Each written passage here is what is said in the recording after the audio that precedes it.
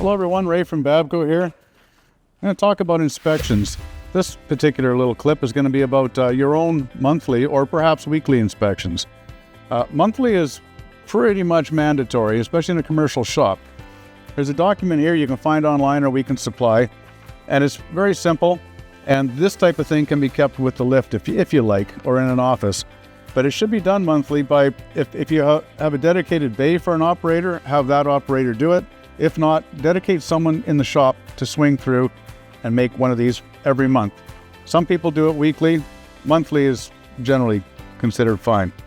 It goes through the simple things. When you're doing the monthlies, it's not like a yearly inspection where you're getting really in depth. You're looking for something quite obvious, and you can find it. You'll look over the company with this list, and you'll check your torque.